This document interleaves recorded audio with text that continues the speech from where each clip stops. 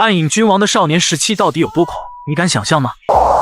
就因为他的哥哥说了他一句小别三，就被他拖着头发走了10里地。他翘着二郎腿无视他的公爵父亲，还说你这贪婪无用的人也配做我爹。前世对不住他的人都将被他踩在脚底，这一切都是因为前世时候他最珍视之人为拯救家族屈辱而死。既然失去了最珍视之人，那便化身修罗，让整个世界为他陪葬吧。就在他屠戮了帝国万物，终结了一切的时候，一位皇子举剑朝他走来，怒斥他杀了自己的父亲，还叫嚷着他是怪物。听到这个词汇，他大笑，竟然敢用如此低级的词汇形容杀了10万人的我。看着眼前瑟瑟发抖的皇子，他让这个王子杀了他，这样既能报仇，又能被尊称为杀死怪物的英雄。如果他想要离开，无人能挡，腿断了可以恢复正常，受损的器官可以再生，但是他现在只有求死之心。大皇子举剑准备朝他砍去，却迟迟下不了手，他的剑哐当一声掉落在地，皇子也跪在了地上。他摸着皇子的头说，杀了我你能安心活下去吗？只会被赋予英雄的称号。而皇子此时泪流满面，他让皇子告诉大家，恶魔已经除掉，战争也结束了。皇子擦了擦泪水，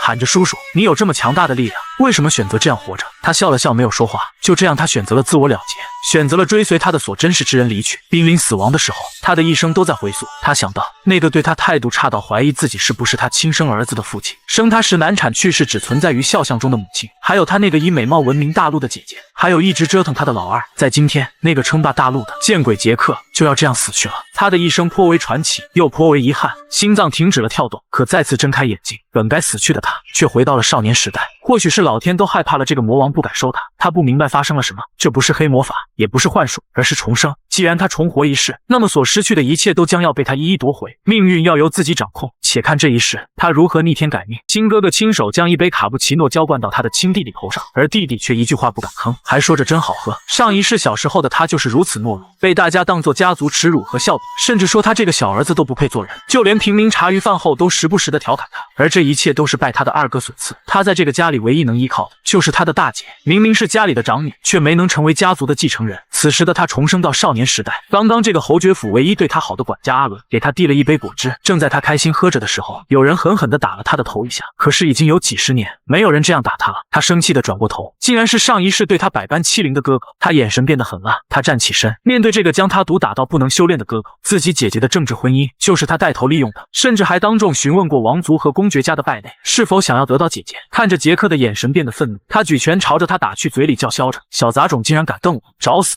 没想到平时软弱的弟弟竟然一把抓住了他的胳膊，这让他很是惊讶。他怒骂杰克现在竟然都敢还手了，蝼蚁都不如的。话没说完就被杰克一个过肩摔打飞。杰克笑着对他说，是不是要拉你一把？恼羞成怒的他准备使用斗气，嘴里骂骂咧咧。周围的骑士护卫怕得罪二少爷不敢去管。杰克没有觉得惊讶，只觉得可笑。就在这时候，管家阿伦挡在了他的面前，求着二少爷饶小少爷一次，可千万不要使用斗气，这样会出人命的。他的二哥怎么可能会拿他当回事，一把将他打倒在地。而杰克冷冷地看着这一切，他完全不担心阿伦，因为他隐瞒了很多事情。此时二皇子叫嚣着要把他和下人一起解决掉。杰克勾勾手指让他过来，还嘲讽他是用嘴打架的吗？这让二哥十分生气，浑身颤抖地拔出了宝剑。看着此举，他轻蔑地笑着，虽然他没接受过训练，也没有斗气，可是他有信心不会输。这低级的剑术也想砍人。近身后，杰克考虑要不要直接把他扔出去，不要让他认清楚现实。杰克一把将他的头按住，至少要让这家伙体验下曾经带给我1%的羞辱。此刻的二哥还不明白为什么他的弟弟突然变得这么强，他用脚试探着，晕倒了吗？他回头狠狠地看了一眼管家阿伦，家族骑士都安静到不敢说话。一个骑士紧张地握住了别在腰间的剑，而他抬手示意他停下来。如果你们想活，我劝你不要动一下，给我立正站好。不错，现在我的愚蠢的哥哥呀！说着，他一把抓住他哥哥的头，拖着他往前走，一边走一边说，发量还挺多，不过该减肥了。今天天气不错，哥哥一定很热，就让我这个善良的弟弟亲自给你洗脸吧。说着，一把将他的头按在了水里。不知道他的哥哥此时有多慌张，在水中挣扎着，甚至都忘了使用斗气。这个可恶的家伙以后做的坏事可不止2、3件。姐姐嫁到帝国没多久，他就毒害了自己的父亲，继承爵位后更是无恶不作。他生气，不是因为什么家族荣耀，也不是为父报仇，而是这个蠢货完全浪费了姐姐牺牲自己的幸福换来的机会。他的姐姐不仅聪慧，而且十分善良。为了家族荣耀嫁入帝国的她，嫁给了臭名昭著的无赖四皇子，受尽屈辱。要是混蛋父亲和蠢货哥哥知道姐姐的结局，正在他想着的时候，哥哥传来了求饶的声音。他看着杰克，颤颤巍巍地喊着：“弟弟，饶了我吧，求求你了。”这个表情他前世已经看厌了，人们被死亡的恐惧吞噬的时候才露出的表情。他搂着哥哥，让他的哥哥好好想一想他对这个年幼弟弟的所作所为。愚蠢的哥哥呀，你知道什么是家人的珍贵吗？是不是让弟弟亲自教教你啊？看着举拳打来的弟弟，他赶紧紧求饶并大喊着我错了，弟弟饶了我。这时候后面传来声音，住手！原来是阿伦，他告诉少爷不可以这样，不能杀他。杰克收起了杀心，给了他的哥哥一拳，看晕倒了才把他丢到一边，如同丢一袋垃圾。他喊着旁边的骑士，那人赶忙说：少爷有何吩咐？你来清理一下，他还没死，赶紧带着他2分钟之内从我这里消失。他从管家阿伦身边走过，阿伦回头看着如此强硬的小少爷，他变了。他今日的所作所为瞬间传遍了整个家族，而听到消息的家族上下乱成一锅粥。但是这又有何妨？他就是要守护自己的真实之人，所失去的一切都将亲自夺回。身为家族废材的小儿子，竟然暴打了身为家族继承人的哥哥，这让身为侯爵的父亲大为恼火。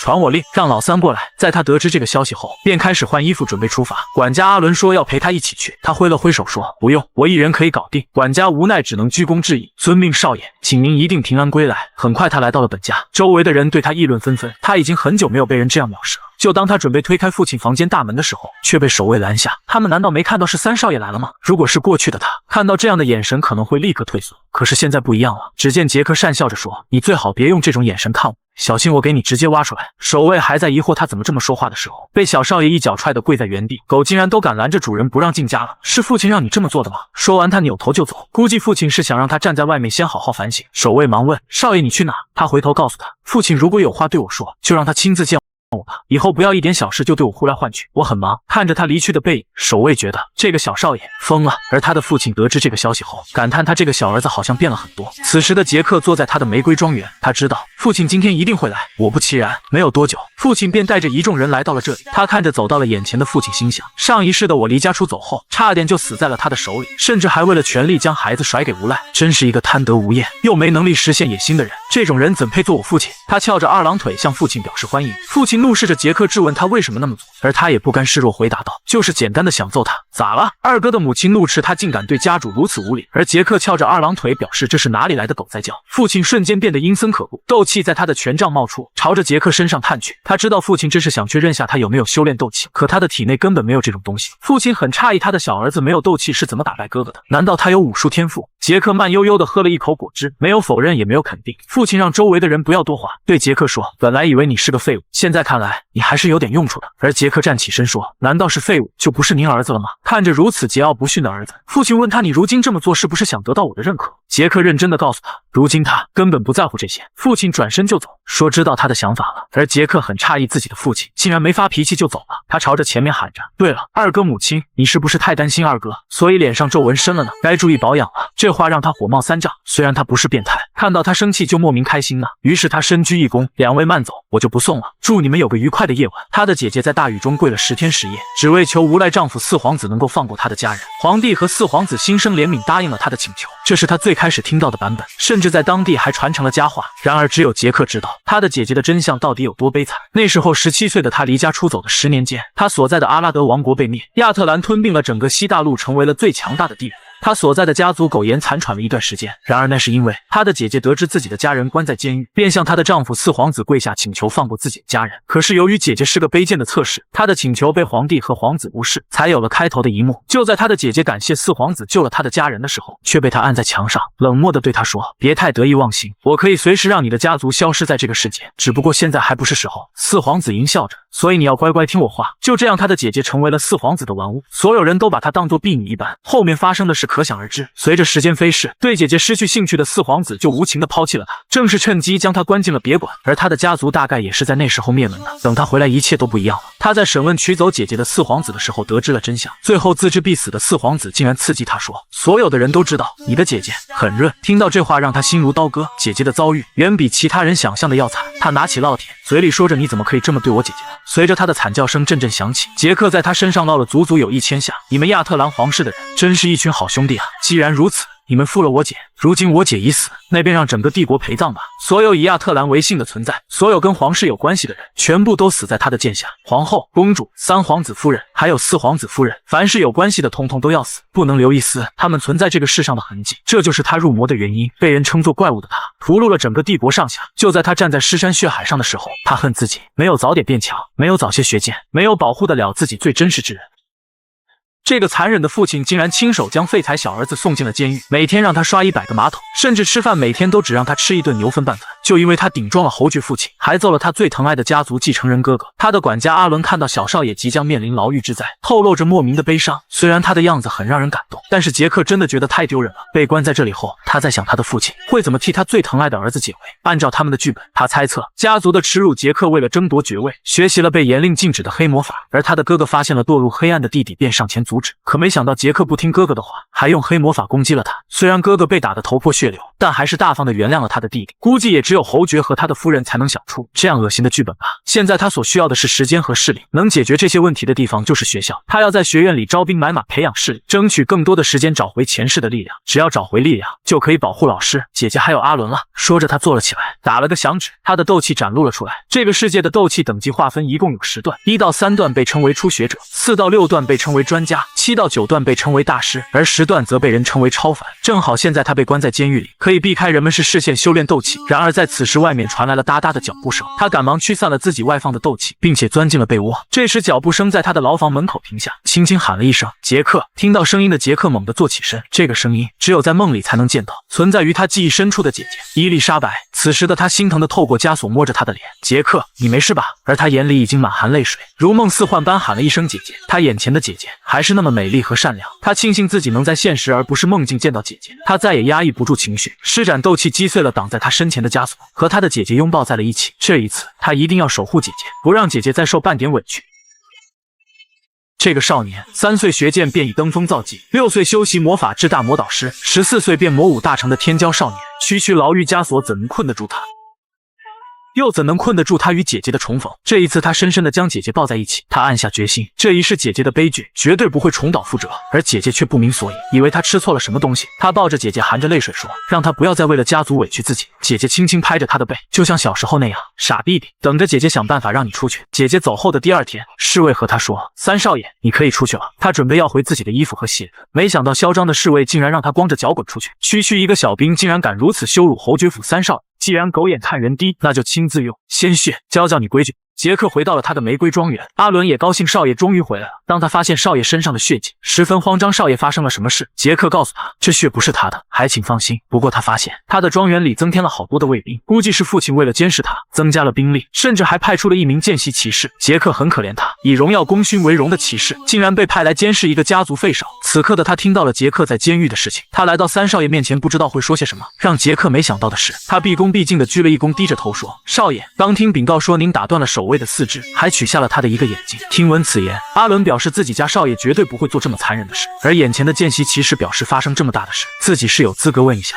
3少爷到底为什么这么做。听到骑士这么说，杰克捂着脸，一边叹气一边笑着，你区一个见习骑士，在这种情况下竟然敢跟我提资格这个词，我做什么事用跟你汇报？给我立正站好，或者跪下磕100个响头，你要选哪个？你还想不想成为正式骑士？如果想的话，就好好完成自己的任务，否则我一天打残1个守卫。现在的你应该求着我不要惹我，而不是跟我谈论资格。听到这些的见习骑士低下头，忙和少爷说着对不起。杰克收起了戾气，开心的笑着，调侃他不愧是帝国的忠犬。他转头就走，告诉骑士监狱的事情让他自己看着处理，如果有不满就去找侯爵。还有，叫你骑士太拗口了，以后就叫你小鸡了。本少一叫小鸡，你就要立刻跑过来，随时待命，懂否？说完，他和阿伦回了屋子，留下一脸错愕的骑士在原地。这个名字他好像不太喜欢。这个父亲为了让女儿成为提升家族声望的工具人，竟然拿他的弟弟做要挟，只要不乖乖按他说的照做，立马就让杰克去黑煤矿挖煤。不过只要他听话，等弟弟成年后就对外宣布他的死亡，放他离开家族过普通人的生活。他为了弟弟的安危就这么答应了，否则只要他稍不顺从，他的怒火就会全部撒到杰克身上。出了父亲房间门的伊丽莎白无力地靠在门上，想着现在的弟弟好像变得不再怯懦了，可是这有什么用？我们是不可能逃脱命运的安排的。他暗下决心，无论怎样都一定要好好保护好自己的弟弟。然而此时的杰克对这些事情一无所知，刚刚出了牢狱的他正在大快朵颐，他不停地夸赞阿伦的手艺真的是太棒。看着阿伦欲言又止的样子，杰克让他有什么话就说吧，不用藏着掖着。阿伦别过头，表示没有什么事情，就是少爷马上要开学，假期只剩下1个月了。杰克都忘了还有上学这回事。他就读于王国学院，凡是贵族子弟都要去这里接受教育，正常都要学习4年，规定的入学年龄是14岁。现在的杰克正是1年级，第1学期已经结束，正值暑假，这让重活一世的他很开心。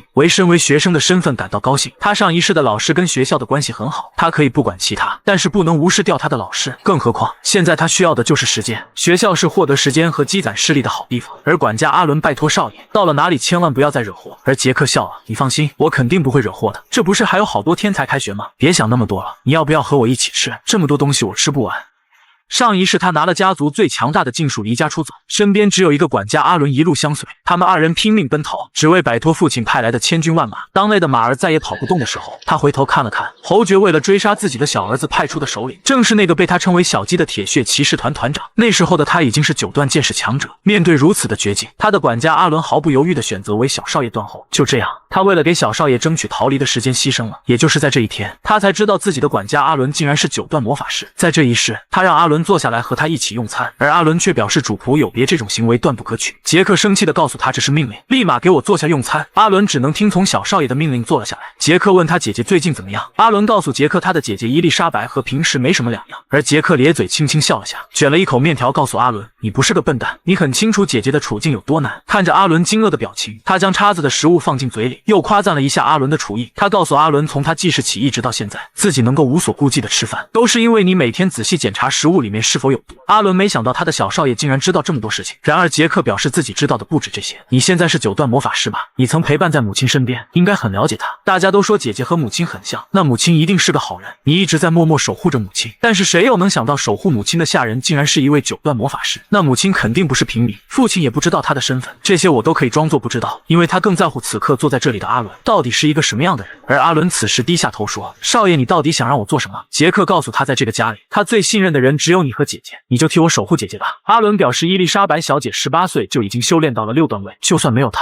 小姐也可以自己保护自己的。而杰克摇摇头，告诉他自己的姐姐生性善良，很容易为家族做出妥协，而这些本该是侯爵做的事，却让姐姐去面对。我严肃地告诉他，这4年你就帮我守在姐姐的身边，之后我便放你自由，你可以选择你自己的人生。听我这么说，阿伦有些迷茫和彷徨，嘴里还嘟囔着我自己的人生吗？看他好像失去了生活方向。我告诉他不要一直躲在我的身后，也该去寻找自己想做的事。阿伦问我为什么是4年的期限，我靠在沙发上懒洋洋地告诉他，因为4年之后我就可以亲自保护姐姐了。我刚要提醒阿伦注意几个重点人物，门外骑士喊着我的名字说有事要汇报，真没一点眼力劲，在我说到关键时刻来打扰我。我强压怒火让他进来，看看他要和我汇报些什么。进门而来的赫然就是被我击称为小鸡的那个骑士，他跟我汇报说牢狱的护卫已经做完急救处理送到医院。我不耐烦并且极具威严地让他继续说下去，他显然被我的气场压制，将他编好的理由告诉我。那名被我打伤的侍卫被他说成练剑不小心发生的事故。听他说完，我不禁笑出声，编得不错，真是孺子可教。我夸奖了他，夸他不愧是父亲的好狗，问他要不要我赏赐一根骨头给他。他对我说，少爷，我的名字叫詹姆斯，以后别叫我小鸡了。我没有理睬他，我告诉他我想修炼剑术，立马去给我准备一把木剑和一把真剑。他竟然有些生气地告诉我自己不是跑腿，还打算拒绝我。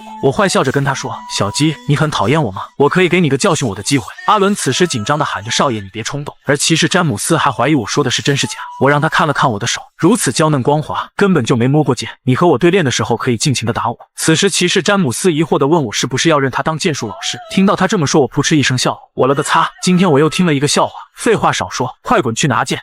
这个少年在前世被人称为剑骨，更是一人灭了一国的存在。而如今一个实习骑士竟然想当他的剑术老师，他可能不知道眼前的少年，如果站在他屠戮过的尸体上，可以与天肩并肩。就在刚才，我哈哈大笑，让骑士小鸡速速滚去拿剑。而管家阿伦却问我，少爷，你行不行？刚刚那个男人可是4段的水平。我一边嚼着牛排一边告诉他，4段又如何？阿伦，你是不是对我没信心？他有些担心地告诉我，怕我受伤，还不是怕我输？要不要和我打个赌，就赌我能不能赢？阿伦仔细斟酌了一下，和我说，少爷，我觉得不该赌输赢，而是应该赌你会被打多少下。我听到后又笑了起来。好你个阿伦，这个赌约有趣，快告诉我，我们拿什么做赌注吧？阿伦一本正经地跟我说，少爷，你真的要和他对练？你们根本不是一个级别的。听到这话，我眼神有些戏谑地和阿伦说，如果我在和小鸡对练的过程中被他击中一下，我就算赢了，怎么样？赌注就是输了的人要实现赢了的人一个愿望。阿伦没说一句话，好像在静静地听着我装叉。少爷，你想让我做什么事，直接下命令就好了，我只不过是一个下人。听着阿伦这么说，我更是想捉弄他一下。这个阿伦真的太有意思了。我伸出叉子，朝着他说，我和你说过了，在这个侯爵府，我只信任我姐姐，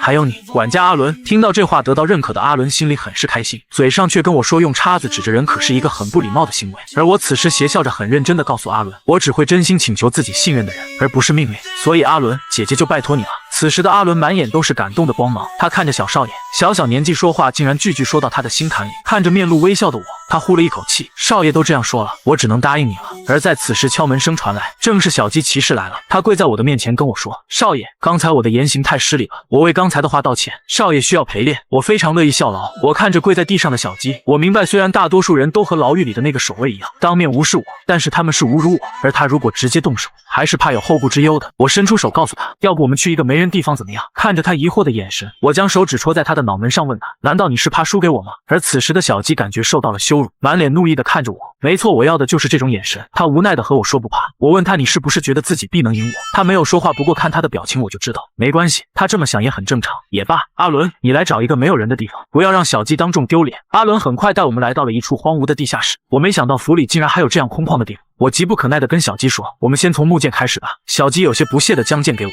我握紧了手中的剑，准备好了战斗姿态。小鸡夸我说，三少爷，你握剑的姿势很熟练。听到这些我不禁笑起来，我心想，熟练？哈哈哈！我前世杀过的人和一种族堆起来，我站在上面能与天并肩。我拿着剑冲了过去，并且朝他喊道，小鸡，即使是木剑你也要全力以赴。看着我的进攻，小鸡不慌不乱地抵挡着我的攻势。啪的一声，我的剑弹开。小鸡此时看着我被击退，心里暗想，果然是个菜鸟，竟然用这种方式直面4段的剑术专家。为了避免三少爷输了找麻烦，还是吓唬吓唬他吧。正在他想的时候，我剑已经抵在了他的喉咙处。战斗结束，你输了，小鸡。小鸡难以置信地看着眼前的一幕，管家阿伦更是不可思议看着我。而我严肃地告诉小鸡，如果这是真剑，你已经是一具尸体了。我不是说让你全力以赴了吗？就这？小鸡很疑惑，三少爷到底是怎么移动到这里的？真的是第一次拿起剑吗？三少爷的剑好快，这个从未修习过剑术的弃子三少爷，竟然3招击败了强大的4段剑术高手。就在刚刚，我将剑抵在了骑士小鸡的脖子上，并且告诉他，如果这是一把真剑，你已经嘎了。而在管家阿伦的眼里，他本以为他的小少爷会被眼前的骑士一招打败，对练也会很快的结束。然而没想到的是，眼前的小少爷竟然如此的从容不迫，一招一式间不但很熟练，而且攻击十分的凌厉。阿伦明白，小少爷的手里如果是一把真剑的话，那个见习骑士将必死无疑。他不明白，从未修习过剑术，甚至连剑都没碰过的小少爷，为什么现在如此之强？难道这就是所谓的天才吗？就算是天才也到达不了这样的程度吧。而我此时打趣的跟詹姆斯说，小鸡，你今年也就25岁吧，什么时候开始修炼的斗气？小鸡支支吾吾地告诉我，他今年23岁，是从18岁开始修炼的斗气。我忍不住夸了夸他，你花了5年的时间就到达了4段，虽然入门晚，但是这个速度也很不错。于是我决定好好的探查一下他的潜力。小鸡的潜力还不错，如果好好修炼的话，他可以到达7段位甚至8段位，真是可笑，如此的人才竟然被上级命令来看守一个孩子。我扔掉了木剑，拿起一把真剑，我笑着对小鸡说，我现在对你有点满意了，现在我们用真剑来对决吧。而小鸡还担心的和我说，三少爷，用真剑你可是会受伤的。听到他这么说，让我很是无语，哈哈哈！我了个擦！小鸡，你还没看清楚局势吗？我给你个忠告，自信是好事，自负可就不对了。你觉得刚刚我赢你只不过是偶然和侥幸吧？所以我才叫你小鸡。这次我先让你出招，你若能在我手下走3招，便算你赢。此时的小鸡面对我的挑衅，再次怒不可遏，持着木剑猛地朝我攻来，而我此时也迎了上去。没想到小鸡这么容易被激怒，怪不得还是实习骑士。刹那间，我和他的剑碰在一起，我不过轻轻一击就将小鸡的剑打落在地，我的剑再次抵在了他的脖子上。我比着胜利的姿势告诉他，小鸡，你今天可是已经死了2次了。而他不可思议地问我到底是怎么做到的。我收回了抵在他脖子上的剑，并且告诉他，怎么做到的跟你说了也不懂，这可是高级技术。小鸡，服不服气？不服我们再比一场吗？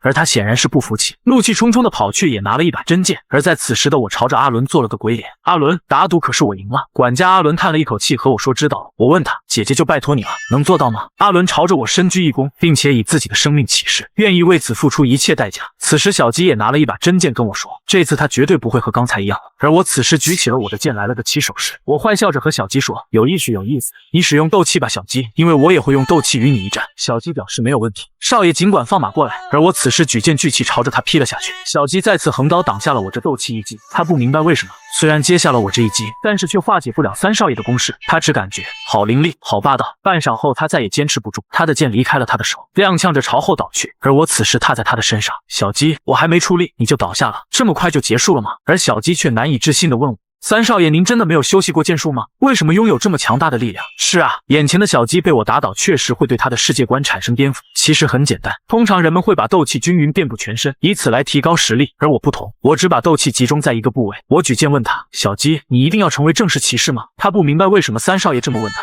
除了成为正式骑士，他还能做什么呢？我此时慢悠悠地告诉他，能做什么？你可以当只听从我命令的猎犬，我保证这会比你成为正式骑士的生活更加精彩。跟着我吧，小鸡。他惊恐地问我，如果给你当狗，我有什么好处？我听到他这么说，忍不住叹了一口气，并且告诉他，连做什么都不问问，就想着得到什么吗？不过没关系，当我的忠犬可以让你得到力量和权力，只要你想要的，我都可以给你。听我这么说，小鸡问我到底需要他做些什么。我严肃地盯着小鸡，并告诉他，替我肃清所有妨碍我的人，还有保护我的安全。我的话让小鸡和阿伦都大吃一惊。小鸡躺在地上疑惑地问我，少爷，你想让我杀谁？我将踩在他身上的脚抬起，并告诉他，去把我的哥哥杀了去，我只给你24个小时的时间。小鸡，我希望你做出对的选择。结束了对练后，管家阿伦给我梳落起了筋。他问我，少爷，你真的相信那个见习骑士吗？如果让侯爵夫人知道了，事情可就不好办了。我听到阿伦跟我这么说，忍不住笑出了声。阿伦，我才不信这个见习骑士。侯爵夫人那个女人也不足为惧，虽然她很想除掉我，但现在是不会对我下手的。她的宝贝儿子可是现在都害怕水，更何况侯爵想以我为筹码来控制姐姐，就算是他想对我不利，你觉得侯爵会放任不管吗？说到这里，我冷笑一声，更何况这世间谁能杀得了我？就算是妖精领主、神龙领主、兽人王，这些逆天的存在都对我束手无策。想到侯爵夫人要对我不利，好笑好笑，区一个泼妇又能奈我何？等阿伦给我捏完，我站起身，自信地告诉他，阿伦，除非我自己想死，否则谁也杀不了我。阿伦问我到底想要做什么，我看着阿伦跟他说，如果他想知道的话，那就明天偷偷跟着我。阿伦疑惑地问我，难道不打算带他走吗？我果断地告诉他不能一起去，并且嘱咐阿伦一定要偷偷跟着。阿伦朝我点了点头，表示知道了。而此时的小鸡正怒气冲冲地跑向公爵府，他心想，虽然三少爷是个天才，但是想让我当狗也太荒唐了。他不如二少爷有强大的家族做后盾，就连家臣支持他的一个都没有。小鸡想到了今天对他羞辱的三少爷，他暗恨自己竟然被个小孩子吓成这样，他不禁阴沉地笑了起来。如果把这件事告诉侯爵夫人的话，可真是大功一件了。这个坏透了的侯爵夫人，竟然拿着82年过期拉菲让姐姐喝，而且还不让姐姐拒绝，甚至还要将姐姐当作获得权势的工具嫁人。之后还笑着告诉姐姐，他的弟弟杰克竟然想把一名见习骑士收为己用，还是太年轻，他做梦都想不到的。这个骑士是他哥哥的人，难道他是想仅凭一个小骑士就可以扳倒我吗？真是太可笑了。姐姐听后没有反驳，只能迎合笑着说，杰克真的太天真了，因为如果他向着杰克的话，那么家族对他弟弟的压迫会更严重。侯爵夫人夸还是他懂事，并许诺会尽快给他寻找结婚对象。随后来到了姐姐的身后，阴沉沉地告诉她，如果你有喜欢的男人或者做出那种事情，我会让你们死得很惨。而此时的我正在修炼斗气，更是在5个小时内就进阶了一个段位。现在的我已经达到了2段剑士的实力，这让管家阿伦不敢相信，因为当初他从1段升到2段可是用了2个月的时间，而他的小少爷竟然只用了5个小时。我躺在床上问阿伦，现在几点了？阿伦拿出了他的24K 金怀表看了看，并告诉我，少爷，现在是下午5点48分。我赶忙站起身，没想到已经到了晚餐的时间了。阿伦忙问，少爷，是不是和往常一样给你准备牛排？而我摇了摇头，表示不必了，我要去侯爵府一趟。现在侯爵府的人们应该已经开始吃晚餐了吧？阿伦，你不要拦我，我只是给他们打个招呼，毕竟我要离开家一段时间。此时侯爵府的众人正在用餐，餐桌上鸦雀无声。就在这时候，我哐当一声将门踹，并且大喊着，吃个饭为什么死气沉沉的？要亡国了吗？这让姐姐大吃一惊，父亲也为他的无礼很是生气，而我大咧咧地和他们说，我乃堂堂侯爵府尊贵的三少爷，这里不会没我的位置吧？一家人就该和和气气地坐下来吃饭。我坐了下来，抄起一个鸡腿就放在嘴里，大口地咀嚼着。不错不错，味道很好，要是奥尔良的就更好了。但是和阿伦做的比起来可是差多了。我的行为让对面的二哥和侯爵夫人很是不悦，我没有理会他们要吃人的目光，拍拍肚子表示自己吃饱了。正当我舔手指上的鸡油时，父亲叫着我的名字，杰克，你是有话说才来这里的吧？听到父亲的话，我冷笑了一声，并玩味地告诉他，说实话，我确实有话要说，要不我怎么会来这种死气沉沉的地方呢？您说对吗，父亲？父亲听到后训斥我怎么敢如此无礼的，而我反问他为什么搞这么严肃。一家人吃饭一定要开心，一定要笑。姐姐看到剑拔弩张的我们，赶忙要拉着我出去说，而我抬手拦住了她，并且告诉她，姐姐你先安静一点。然后我盯着我的侯爵父亲烈士着说，明天我就要去学校了，若是谁再敢欺负我的姐姐，那我只能将他的脑瓜子拧下来。说完我咧嘴笑了笑，告诉父亲我并没有在开玩笑。侯爵夫人听到后一脸的怒意，她不明白我是怎么敢这样说话的。父亲告诉我没有问题，不会有人欺负姐姐的。我很意外他答应了我的要求，不过除此之外我还有一笔账要算。既然有人欺负了我姐，那么我的哥哥就让你来承受一下我的怒火吧。我听说那次被我揍了之后就一直很怕水，什么都不敢喝，是真的吗？那这瓶82年的拉菲你一定很喜欢吧？说着我将一整瓶的红酒倒在了桌子上。哥哥看到后惊恐万分，仿佛又回到了那天被我掌控的恐惧中。这时候侯爵夫人忍不下去了，她怒骂我没有教养，竟敢如此目中无人，来这里撒野。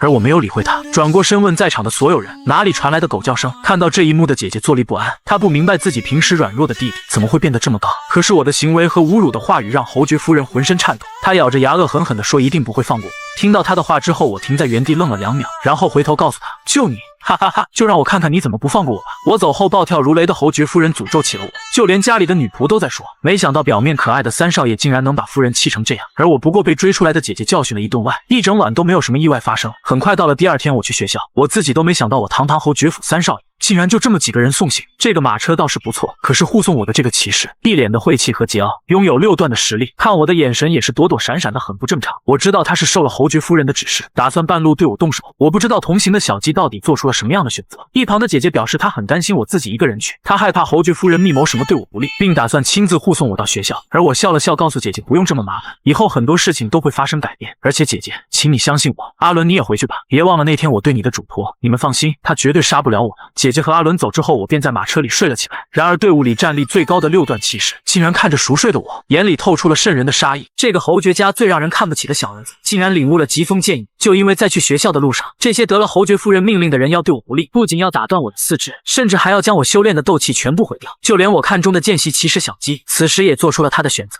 站在了我的对立面。可是这又何妨？我看着眼前嚣张的众人，没想到侯爵夫人会下如此狠手。为首的6星骑士拔出了他的剑，并且和我说，虽然你很有剑术天赋，但可惜你那微薄的斗气在我面前不值一提。而在这个无人烟的深山密林中，他们不知道我如同回到故乡一般。虽然重活一世的我在这里和平生活了几天，但往日的伤痕早已在我的灵魂留下烙印。我喊了一声，阿伦，你在附近吗？然而周围寂静的都能听到风拂过花草的声音。6星骑士听到后嘲笑，现在谁也救不了我。我没理会他，淡淡的说道，我是见鬼，我曾蛰伏深山10年，在那里我遇到了老师，学了很多东西。老师死了之后，我便下山，可是物是人非，整个世界都发生了变化。众人听到后以为我是被下魔怔了，这个三少爷在胡言乱语些什么？下一秒我拔出了我的剑，并且眼神凌厉地告诉他们，有一件事我一直耿耿于怀，那就是我姐姐的遭遇。她聪明伶俐，才华横溢，可善良的她却没有得到一个好下场。我拔出剑后展现出的磅礴剑气让所有人都惊呆了，我的声音仿佛响彻整个天地。你不是说我所谓的天赋和剑术不值一提吗？那现在就让你们见识一下吧，什么才是剑道。我跳起来朝着他们释放一记疾风斩。刚才嘲笑我的人表情瞬间变得严肃，他们明白，如果此事不立刻解决掉我的话，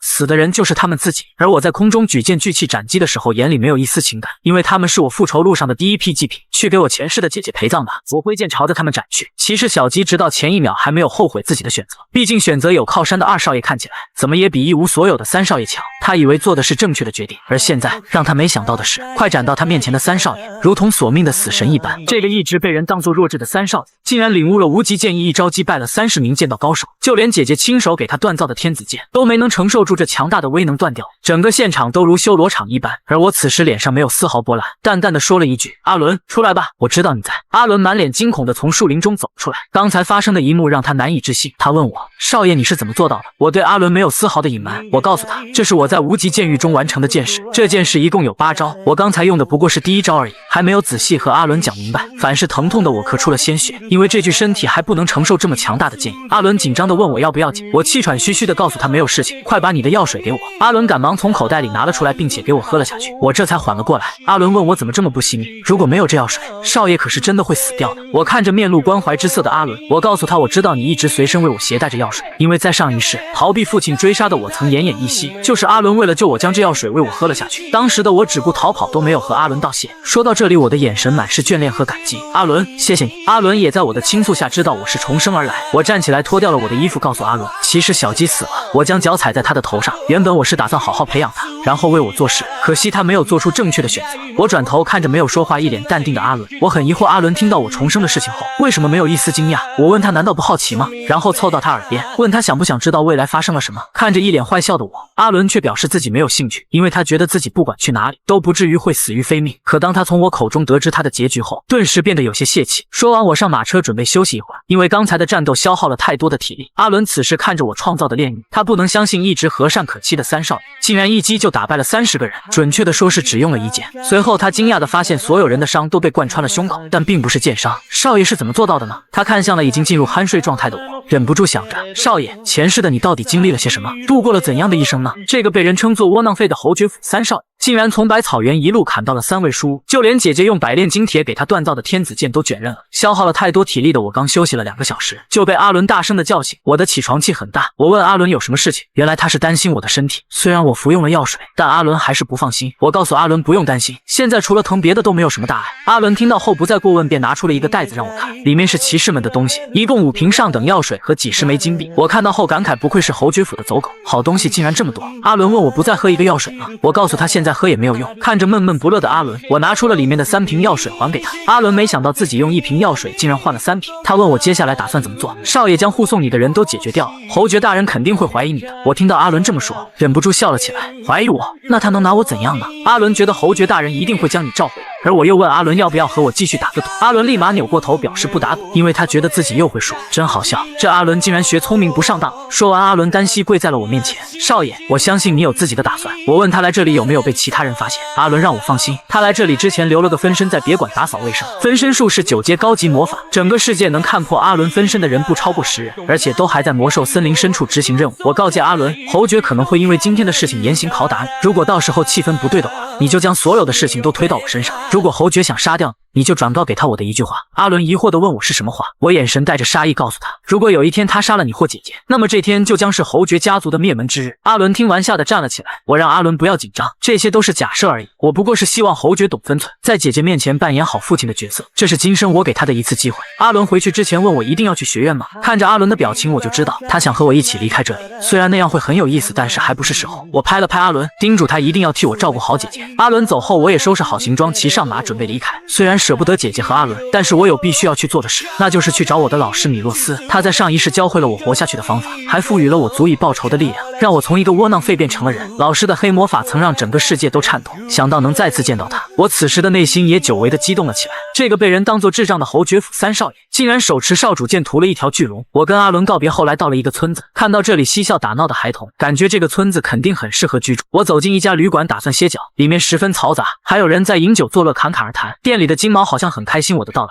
竟然朝我猛摇尾巴。我找了个角落坐了下来，希望在这里不会有人找我麻烦。等我坐下后，一个声音叫住了我，说第一次见到独自来的年轻客人。回头看去，不知道是这里的老板还是伙计，问我是用餐还是住店。我看着他脸上的伤疤和明显壮硕于他人的身材，一点都不像是开旅店的，很像是一名佣兵。随后我拿出2枚金币，让他给我来些简单的食物和饮料，再开一个房间。没想到他笑着跟我说1枚金币就够了，食物就给我上苹果派和惠灵顿牛排，还嘲笑我是小孩子就不给我哈啤酒了，给我上一份牛奶长身体。我摸着店里的金毛，心想着这人不错，看到我是外地人竟然没有宰客，难道是这里生活太安逸了吗？也对，现在还没爆发战争。看着金毛可爱的跟我卖萌咧嘴摇尾巴，我也笑着和他说，你这狗子都不知道未来发生什么可怕的事，还在这兴奋的摇尾巴。就在这时，我听到隔壁桌正在讨论皇家正在集结强者狩猎魔兽，很大规模的斗气宗师参与战斗，就连侯爵府最厉害的铁血骑士团都参与了其中。不知道特斯兰为什么会做这种无用功，在前世我是知道这场战斗的。魔兽森林在格陵兰大峡谷，是世界中立的地区，这里面生活着半兽人、哥布林、妖精、精灵，甚至还有巨蟒。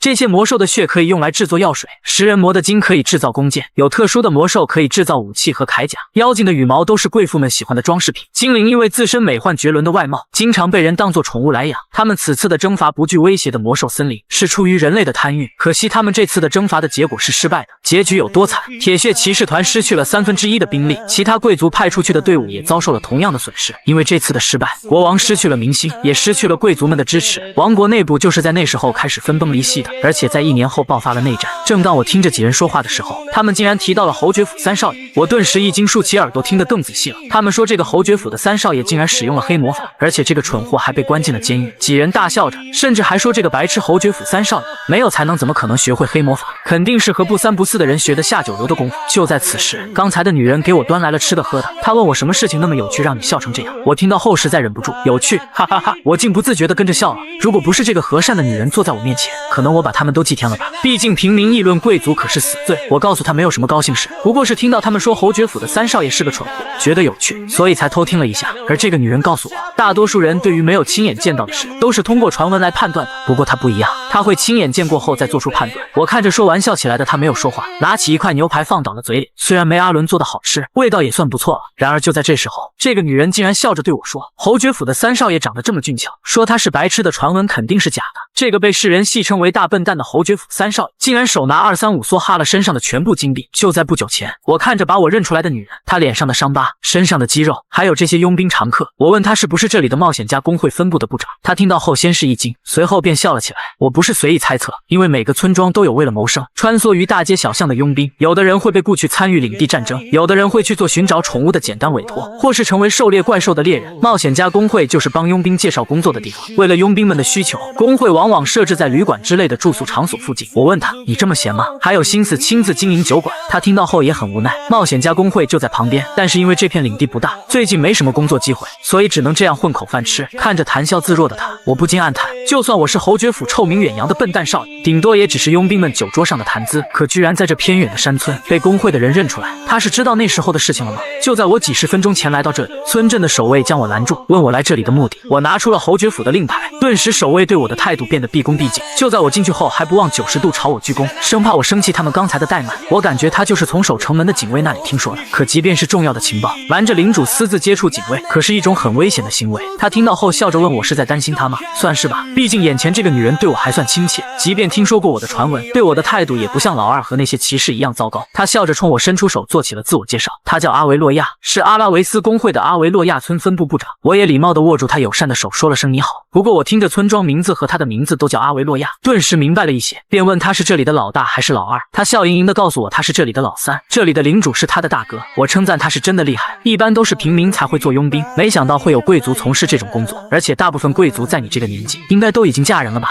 他告诉我他是因为喜欢这份工作，而且他的家人也不愿意把他卖掉。听到这里我陷入了沉思，跟我家的做法完全相反，还真叫人羡慕，真是个有趣的家族。他将金毛揽在怀里问我为什么独自来到这里，你的护卫们呢？我吃了一口牛排，淡淡的告诉他，笨蛋不配有护卫。听我这么说，他顿时愣住了。这个侯爵府的三少爷果然和传闻中的不一样。我让阿维洛亚帮我找几个护卫，一个人赶路的话确实很吃力。他问我需要多少人，给多少钱。我伸出手告诉他，最多5人，最好是有露营经验，会做饭就更好了。至于给多少钱，我会预付每人2枚金币，到了之后再付3枚金币。阿维洛亚听到后两眼放光，三少爷真大方，毕竟他们保护商人每个人最多拿30个银币。我掏出3枚金币给了阿维洛亚，让他准备下需要的东西，马车和马匹如果有的话就买上。阿维洛亚接过金币，笑着说我出手真是阔绰，随后给了我房间的钥匙让我好好休息，其他的事情都包在他身上。这个分部长是个这么有趣的女人，她办事肯定很靠谱，而且那些苍蝇应该很难飞进这个村子。我来到房间，躺在了床上，瞬间疲惫感涌来，在这个房间酣睡了起来。我就是个超级大傻逼，金毛把我舔醒，是我给自己设置的闹钟。昨天我还做了个梦，梦里我还是前世那个废物，这是我和老师第一次相遇。他笑我软弱，告诉我善良不是罪，无能才是。杰克，你想改变自己吗？阿维洛亚此时没有敲门，直接进来告诉我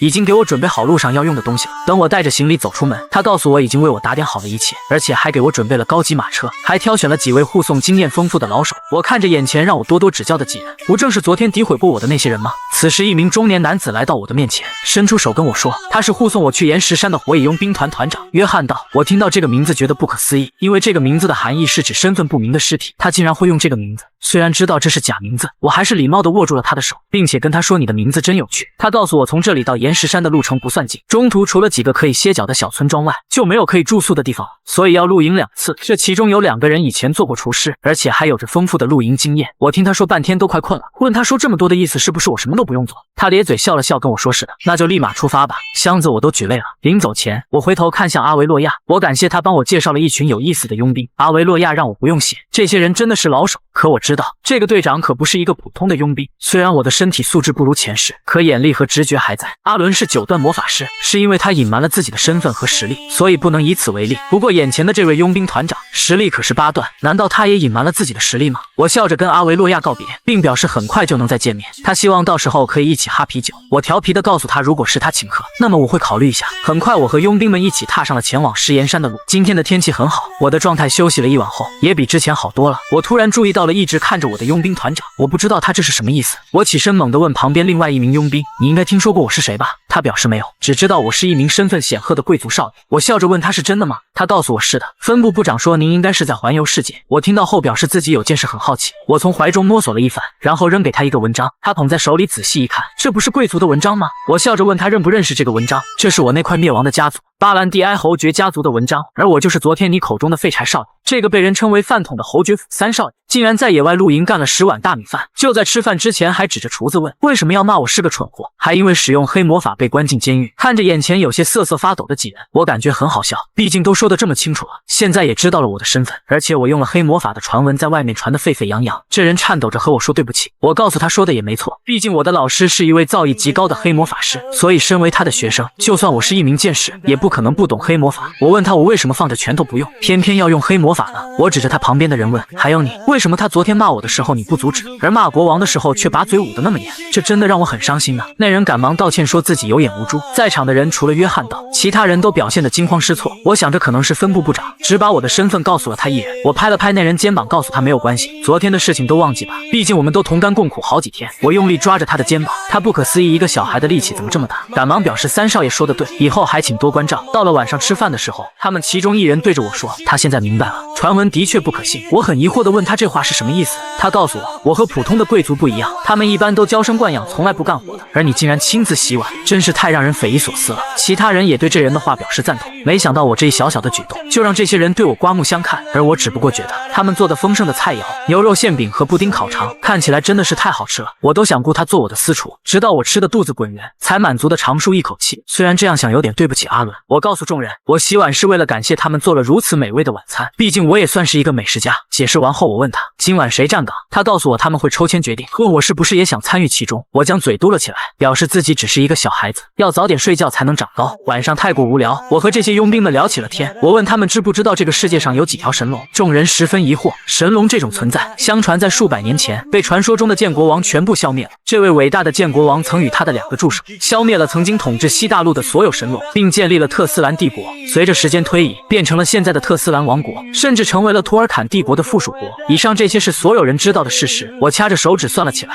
首先黑海就有2个神龙领主，图尔坎帝国的皇室有1条小龙，魔兽森林有5条，据我所知还有8条在化成人形后到处游荡，所以这片大陆至少有16条神龙。众人听到我的话十分惊讶，我知道他们肯定不会相信我说的话，因为神龙只出现在传说中，迄今为止没人亲眼见过他们。我问大家这个故事有没有意思，神龙之所以不能介入人类的事情，是因为有一个盟约限制着他们的行为。约翰道问我的意思是不是剑国王并没有真的杀死神龙，我笑了笑告诉他，那个卑鄙的家伙并没有消灭神龙，而是进行了协商，严格来说都是那2个不知名的助手做的。我告诉众人，其实我们所了解的大陆并非整个世界，简单来说，我们这里是西大陆，而黑海另一边是东大陆。先不说小龙，神龙领主身上背负着世代相传的使命，那就是守护黑海的结界。虽然我也不知道结界的由来，但听说是数千年前为了分离东西2个大陆所创造的。神龙领主们世代将守护结界当成自己的使命。同样我也很好奇，被神龙领主挡住的东大陆到底是什么样的世界。众人听到我的话之后，竟然哈哈大笑了起来。一个佣兵一把拦住我说，老板，你真会讲故事，看来你真的需要有人陪着聊天。我叹了口气，想着算了，虽然并不指望他们会相信，可我的心里还是有些失落。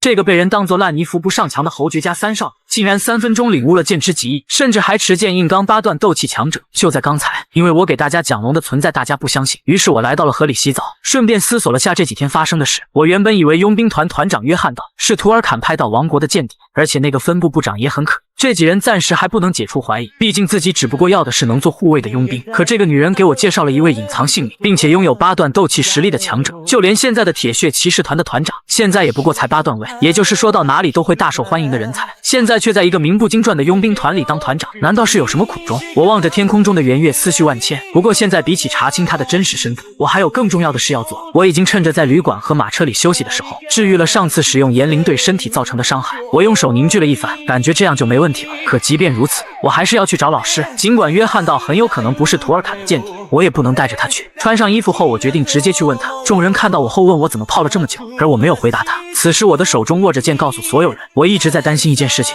所以没有心情在水里泡太久。约翰道问我是什么事情，我眼神凌厉地看向他，并且问他真的不知道吗？我横剑指向他，指向一名8段斗气强者。我担心的就是你，身为8段斗气的拥有者，为什么要当佣兵？我要去的地方对我来说十分重要，而且意义重大，所以我不打算带着你这种对我有所隐瞒的人一起去。这话让佣兵团的团员都惊呆了，他们的队长竟然是8段位，这是怎么回事？约翰道让他闭嘴，不要打断三少爷说话。随后站起身说，好吧，就当我是8段位。少爷现在想怎么样呢？我告诉他，刚才我给你们讲了一个有趣的故事，现在轮到你给我讲了。约翰道问我如果拒绝的话会怎样，而我笑着告诉他，要是说服不了我的话，那么你就死定了。随后我的眼神瞬间变得冰冷，问他难道是图尔坎派来的间谍？我浑身散发的杀意下的佣兵团的其他成员浑身发抖。我告诉约翰道，还有那个较简的女人和我说，下次见面的时候要一起哈啤酒，如果你是间谍的话，那么她也很可疑。这让约翰道一瞬间眉头直皱，问我为什么突然提起简。我觉得他很蠢，都这么说了还不懂，问他难道不好奇那女人最后入口的东西是不是啤酒呢？说完后我露出了天真无邪的笑，问他怎么样，事情变得有趣了吧？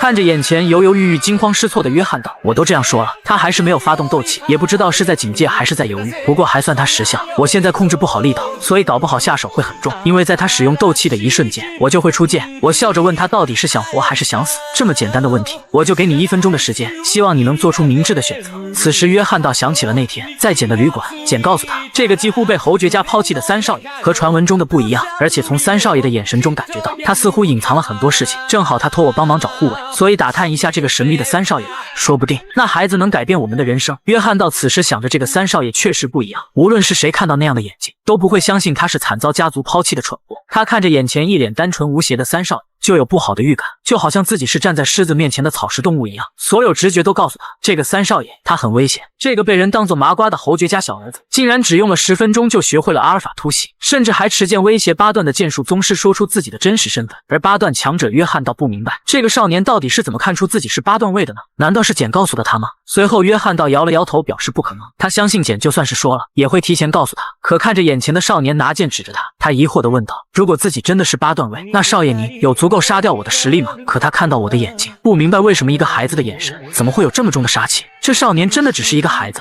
自己到底应该是实话实说，还是应该继续隐瞒呢？如果要说的话，又该如何说起呢？这种窒息的感觉让他想起了多年佣兵生涯面临过的无数次抉择。随后他闭上双眼思索了一番，自己的运气向来不错，这次也决定相信自己的直觉。而我也在此时喊着时间到了，既然你不愿意说，那我只能动手了。刚聚集起斗气的我听到了约翰道开口便停了下来，他问我明白简现在的处境吗？我放下了手中的剑，示意他继续说下去。原来事情是这样的，约翰道给我讲述了一位贵族小姐和平民的爱情故事，内容并不长，情节也很普通。他在斗气达到7段的时候与19岁的简相遇，并彼此一见钟情，直至今日他们依旧很相爱。我听到后才明白过来，怪不得这个女人到现在都没结婚。虽然他们2个人的身份地位悬殊，可约翰道是8段斗气持有者，应该在特斯兰很风光才对，而且相貌不凡，却选择做了佣兵，难道是闯祸了吗？不过看那女人的性格，应该是她的家族本身对权力不太感兴趣。我问约翰道，就因为此，他才成为了这个小地方的冒险家工会的分部部长，而你在他的手下当佣兵，那你们接近我也是因为有利可图吗？看着约翰道说着确实如此，我不知道该不该相信他。不过这种故事倒也能随口编出来。我使用瞳力望向约翰道，并且问他记不记得刚刚给他们讲的神龙的故事。图尔坎帝国为什么饲养小神龙？宗师是指那些拥有10段位的人，可即便那些宗师也不知道，这个世界的深处还存在着更高的段位，那就是不使用斗气，而是使用灵魂之力的怪物超越者。众人听我所言都露出了惊讶的表情。我又告诉他们，再过2年，守护图尔坎帝国皇室的骑士海因斯，他会突破宗师的界限，成为大陆上最强的剑士，他将重新延续超越者们被遗忘的历史。不过可笑的是，这家伙并不是凭借自己的力量成为超越者，他的身体里换了一半神龙的骨骼和血液，因为这一疯狂的行为，他变成了非人非龙的怪物。约翰道不明白我说的这些和现在的情况有什么关系。我告诉他，图尔坎帝国为了确认别的国家是否有神龙，派遣出了无数间谍收集情报。我看着约翰道听到后觉得我在说书的样子不像是假的，便消除了对他的疑虑，并且让他以后记得结婚时候给我发邀请函。可正当我与他擦肩而过的时候，一缕杀气被我察觉，我没有丝毫迟疑，拔出佩剑，并且朝着约翰道刺了过去。而此时8段强者约翰道的剑还没有拔出来，我告诉他，是我先怀疑你的，所以留你一命。不过这是最后一次，如果再让我感受到杀气，不只是你，我会把这里所有人都干掉。此时惊慌的团员赶忙劝我们把剑放下，好好谈一谈。我无奈叹了口气，好不容易有所缓和的关系，现在又变僵了。不过这也没办法，因为我们本来就是雇佣关系。这个被人当作脑残的侯爵三少爷竟然心血来潮给佣兵团讲起了鬼故事。众人明显已经习惯了眼前的小少爷总是讲一些骇人听闻的故事，如果不是因为他尊贵的身份，估计早就一巴掌呼上去了。不过佣兵团的人不明白，身为8段高手的团长，完全有实力成为叱咤风云的人物，为什么却做起了卑微的佣兵讨生活？不过想想团长救过自己的性命，又一起生活了这么多年，他也明白团长或许有不得已的苦衷，甚至还憧憬起了以后他的佣兵团能够成为数1数2的团体佣兵团，而他们的团长会成为世界上的佣兵王。只有约翰道心里知道，佣兵王岂是区区8段位的自己能够当的，就连宗师段位的佣兵至少都有4位。紧接着他们不再聊这个话题，准备继续听我给他们扯故事。我也在此时耐心的给他们讲起了23年前的一件事。有一个头脑简单四肢发达的家伙，和妖精领主竟然是不可描述的那种关系。众人听到后表示从没有听说过，立马引起了兴趣，准备开始吃瓜。我想想也对，毕竟这两个种族是互相对立的关系，而且还经常发动战争。这两个种族被称为魔兽森林的双煞，也可以说是森林守护者。就是如此对立的两个种族，他们的首领竟然谈起了恋爱。原本两个种族在森林是和睦相处的状态，甚至森林霸主黑霞成为半兽人领主的初期，也依旧相处得很和平。约翰道和他的队员迫不及待地问我后面出了什么问题，我忍不住坏笑了起来，让他们不要着急。原因就是所有人都知道了黑霞和妖精领主的关系，无论是人类还是妖精还是兽人，虽然是不同的种族，但是基本的欲望都是一样的，对于权力都有着相同的执念。由于他们种族双方都有部分势力不满他们的领主，便以双方的关系为借口私下结盟，从而谋划赶走各自的领主。可最终他们的野心没有实现。时至今日，两个种族的领主依然没有改变，不过他们放弃了爱情，选择壮大各自的种族。约翰道听到后觉得今天这个故事还算有意思，但不知道这个故事到底是真是假。不过有一些事情他是知晓的，在几年前，半兽人和妖精的关系确实不像现在这样剑拔弩张，而且从10年前开始，这两个领主就有了双煞的称号。妖精偷学了只有半兽人才会的战斗技巧，而半兽人偷学了妖精的精灵术。森林里数量最多的两个种族偷学了彼此的秘籍，两个种族因此开始对立，也同时成为了代表森林的种族。我此时用力地踩了踩约翰道的鞋子，并且忠告他，如果以后被半兽人或者妖精抓到的话，可以把这故事讲给他们听，可能这样会让你们多活一个故事的时间。约翰道不知道是真是假，表示如果真有那么一天的话，肯定会这样做的。说完后，约翰道觉得我肚子饿了，便亲自递上一盘点心让我吃。看着我大快朵颐的样子，他自豪地告诉我这可是他今天自己亲自做的。然而在此时，让我不知道的是，护送我的所有士兵都死在了山里的消息已经传到了父亲的耳朵里，而且根据搜查结果可以确定，士兵们死于高级魔法，这让父亲很头疼。因为此时铁血骑士团被派去了魔兽森林，现在还发生了这种事，他思索起了这件事的主谋是国王还是公爵呢？于是他立马下达了彻查此事的命令，顺便问了问手下他的小儿子一直没有消息，难道还活着吗？手下告诉他，并没有发现三少爷的尸体，也许是逃跑了。他觉得杰克如果没死的话，那么就是唯一的目击人，必须立马找到他。等手下离开后，父亲此时想着他那最废物的小儿子，没想到还有点用处。这个被人当作垃圾的侯爵府三少爷，竟然仅用1分钟学会了轻功踢云纵，这都是因为今天他有一个重要的事情，那就是去深山里找前世自己的老师。就在半小时前，佣兵护送我到了岩石山，我也给了他们厚厚的1袋金币作为报酬。约翰道接过后只感觉沉甸甸的，至少有5斤。果不其然，打开后金灿灿的一袋子金币，赶忙跟我说，少爷您给的太多了。而我表示无所谓，这不过是我一个鸡蛋灌饼的钱，多给他们的就当是给你们的小费，而且之前还怀疑你，就当是对你的补偿。这一路上多亏了你们的陪伴，要不然本少爷会无聊死的。就这样，我笑着和这些可爱的佣兵们说了后会有期，可没想到他们竟然站在原地没有动弹，一群大老爷们竟然依依不舍了起来。随后约翰道对我说，少爷，有些话其实不该给您说，可还是想告诉你。我疑惑地问他是什么话，约翰道不再犹豫，告诉我佣兵这个职业并没有想象中的那么糟糕，虽然不了解少爷您所有的事情，但我觉得自己还是知道一些的。您是被人当作废物的侯爵府三少爷，没有任何人支持您，而且我见过很多您这样的不受宠的贵族少爷，他们的下场一般都不会好。我听到后打量了一下他身后的那些佣兵，问约翰道难道是想让我当佣兵？而此时约翰道扶住了我的肩膀，让我不要开玩笑。少爷，我刚刚说了，佣兵并没有那么糟糕，只要不接危险的任务，既可以环游世界，又可以过上安逸的生活。除了佣兵，没有任何职业能做到这一点。而我此时问约翰道，你身后的那些人可能不知道，但是你应该很清楚，那天晚上如果我要杀你，那你必死。我知道约翰道明白，就算当时我没有使用魂技，拥有8段位的他能清楚地感知危险。而约翰道表示，正因为他知道这些，才会觉得可惜，因为少爷真的是大才，并告诉我那晚的事情他已经忘记。毕竟作为刀口上讨生活的人，有时对身边的人也会隐藏实力。如果少爷要追究，我愿接受少爷的一切惩罚。而我笑了笑，表示无所谓。随后凑到他的耳边告诉了他一个小秘密，那就是几年内西大陆将会有大事发生。我让约翰道一定要躲起来。他很疑惑，我也懒得解释，因为时机到了，约翰道自然就会明白，而且一定会感叹，这真的是一件可怕的事情。我让约翰道千万不要为了几枚金币被骗去卖命，毕竟命比钱重要。说完后，我拍了拍约翰道，让他一定要好好记住我说的话。跟他们告别后，我一个人进入了密林，望着我的背影，约翰道让我等一下。我回头望去，约翰道将手放在胸前，眼神坚定地和我说，少爷可以告诉我您的名字吗？我笑了笑，他明明知道我叫什么的，不过我明白他的意思，我叫杰克。那你叫什么呢？这次他不再隐瞒，而是直接说出了真名，迪塔提莫。我表示记住他了，以后有缘再见。为了赶路早点见到老师，我将斗气施加在了双脚，在森林上空踱步，直到快到目的地才稳稳地落在地上。现在我控制斗气已经达到了炉火纯青，甚至我的发型都没有乱。翻过了几个小山丘，来到了一处洞口，我感叹可能是因为身体还小，才敢这么点路，就让我变得气喘吁吁。进入洞穴后，我用了魔法照亮了黑暗，我很确定就是这里，只要穿过这道墙，就能到达老师所在的地方。在前世我也是偶然才发现这里，那时候的我软弱无助，被侯爵府逼得走投无路，这是当时我的处境。而今生一切都截然不同，我舀开了一瓶药水，泼在了墙上，随后缓缓抽出了腰间的佩剑，将剑放在我的手心，并且用手紧紧地握住了刀刃，鲜血汩汩地流下。这个被人当作依托答辩的侯爵府三少爷，竟然认了一个身高只有1.2米的萝莉当老师。在前世的时候，走投无路的我在这个山洞躲了起来，本想了却此生，可软弱的我没有下定决心，血与泪掉落在了地上，就因为这样成为了契机。他们融合后，竟然让石门轰然倒塌。也就是在这里，我见到了改变我一生的女人。而今生，我携着前世记忆再次找到了这里，一剑击碎了这块石门。随着逐渐的深入，不知道为什么，我竟然感到一些紧张。不过也不奇怪，就算是在前世，也和老师10年没见了，不知道又走了多少路。终于找到了前世的老师，和上一世一样，他依旧被锁链束缚着，而且体貌也异于常人。就在这时，我缓缓开口，喊了一声老师。我突然的出现，他没有丝毫的惊慌，一言不发的瞪了我30秒钟。我也想起了前世他对我的教导，这个世界不管是人还是神龙或是半兽人，都终有一死。可眼前我的老师竟然活了有400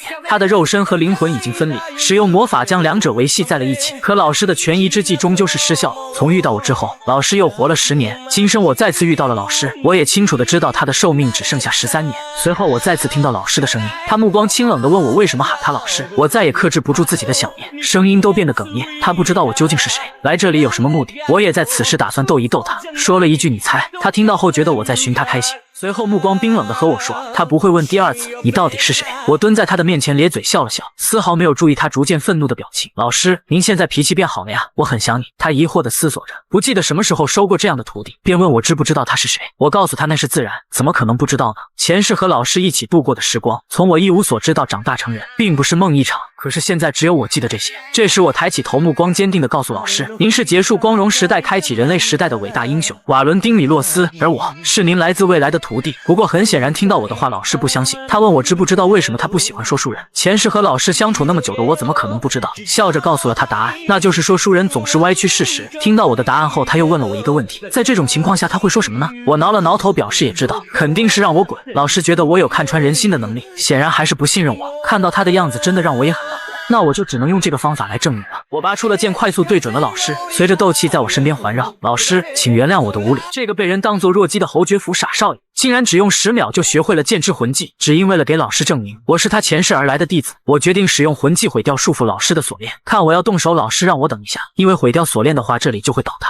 而我表示当然知道，就因为是这样，所以才更要毁掉这里。说完，我立马持剑朝着老师奔去。把老师困在这里的人是被大家称为英雄的特斯兰，他曾答应老师总有一天会回来，可这个卑鄙小人再也没有回来。就这样50年过去了，苦苦等待了数十年的老师这才明白自己已经被抛弃了。但如今我携带前世记忆再次归来，绝对不让再让老师受到枷锁的束缚。我挥剑朝着锁链斩去，老师对我的实力也感到震惊，眼前这个莫名其妙的少年真的能做到吗？只听唰的一声，我从他的身边掠过，伴随着锁链破碎的声音。老师不敢相信，用龙骨做的锁链竟然真的被斩断了。就在老师即将掉下来的时候，我充满魂力的手已经准备接过他，同时也喊了一声老师小心。随后我将老师抱在怀里，告诉他自己是和特斯兰那家伙不同的，我不会言而无信，而是用行动证明自己。可老师此时来不及感动，告诉我现在洞顶要塌了。我让老师抓紧我，现在我要带他出去。看着他掉落下来的颗颗岩石，我的眼神中没有丝毫惊慌，而是充满了坚定。随后我将剑缓缓举起，随着我念起剑诀，磅礴凌冽的剑气充斥着整个剑身，这是我剑招的最强防御招数。剑气形成的罡气让岩石进不了我们的身，同时这也是老师教我的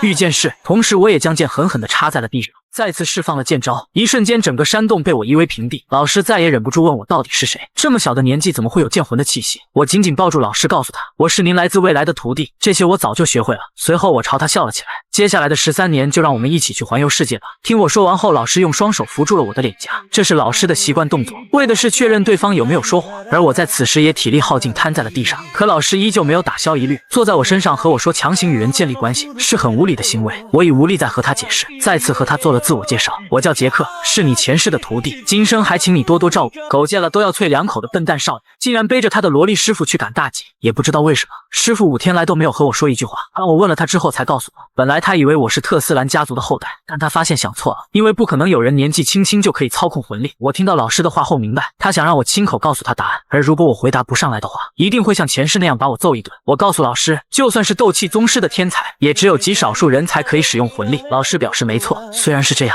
但他发现我的魂魄积累了非常多的杀意，他能感觉到看起来人畜无害的我手上沾染的血比他还要多。老师问我有没有想过众生这种事情为什么会发生在我的身上，我这才了解到原来师父这几天在想这些。随后上一世的一幕幕闪过我的脑海，用一己之力灭了一国的100万大军，不过为何重生我也不明白。我告诉老师这不是我想重生的，说不定是有人给了我这个机会，或许这个人有其他的目的，可现在为什么要想那么多呢？活好当下，如果真的有目的的话，那幕后主使总有一天会来找我，毕竟现在对于我来说，能和老师在一起才是最重要的。老师听到后一脸无语，夸我真会说话，并且问我接下来打算怎么做。我逗了逗大黄狗，表示自己要先找个能为我卖命的人，毕竟这是必须要做的事情。因为之前与那些家族的守护骑士的战斗，还有5天前带走老师的那晚，使用魂力带给我的反噬让我痛苦不堪。我甚至瞒着老师喝了2瓶高级药水，即便如此还是难受了快5天。现在的我身体十分虚弱，因此需要值得信任的左膀右臂来保护我。就当我打算带着老师去重新买一把剑的时候，在街上的拐角处撞上了一个女孩，看着眼前捂着头说对不起有急事的少女，我刚想把她扶起来的时候，却发现刚说了要找一个能为自己卖命的人，就发现了一个很不一般的存在。于是我立马拿出了钱袋子，问她愿不愿意做我的同伴。看着她一脸懵逼的样子，我诱惑她只要她答应，这袋子里的钱都可以给她。她接过袋子感觉至少有5斤，于是赶忙表示自己不能收下这么多钱。而我笑着问她觉得多少钱合适，她思索了半天告诉我1个银币就可以了。等我将银币递给她之后，她赶忙将她的花送给了我，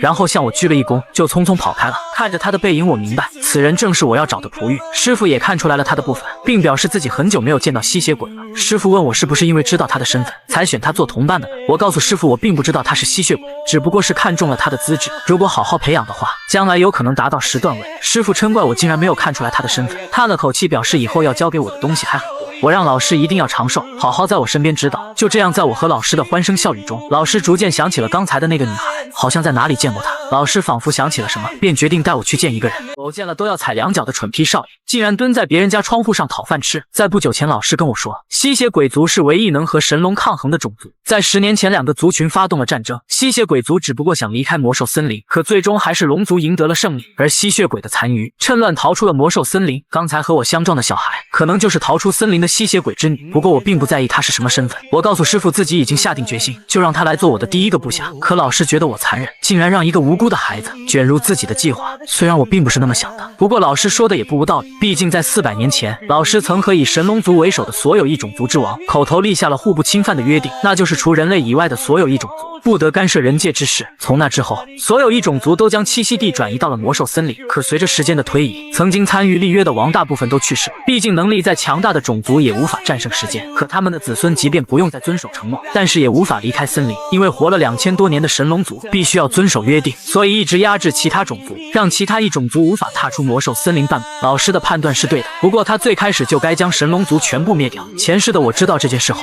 便将整个神龙族斩尽杀绝。此时的我笑着看着老师，并且握住了他的手，让他不必自责。不管怎样，我都是他的徒弟，会帮他处理好一切。老师表示就按我说的办，同时提醒了我，绝不要把自己的穴位给他。我不明白老师这是什么意思，毕竟他还是一个孩子，孩子要多吃营养丰富的东西。此时走在人群中的吸血鬼女孩，心里还在想着今天遇到的奇怪的人，怎么这样和他说话呢？而且还让自己当他的同伴，好久没人这样温柔的和自己说话了。家里的妈妈喝下这半兽人的血后，应该就能打起精神。她也想起之前母亲的叮嘱，绝对不能喝人类的血，准确来说，除了叔叔给的血之外，任何血都不能喝。等她回到家里的时候，躺在床上的母亲告诉她家里来客人了，这让她不可思议，是谁敢来吸血鬼的家里做客？就在此时，我出现在了她家的窗户，笑着问她怎么这么久才回来。她看到我很吃惊，为啥我会在她的家里呢？就在此时，老师缓缓地说道，坐起来，让我好好看看你的脸。躺在床上的人缓缓坐起身，是一个很美的女子。老师端详了她的容貌后说了一句，好久不见了，不过你怎么变成这副样子？吸血鬼族圣洁的真祖薇薇安罗亚兰，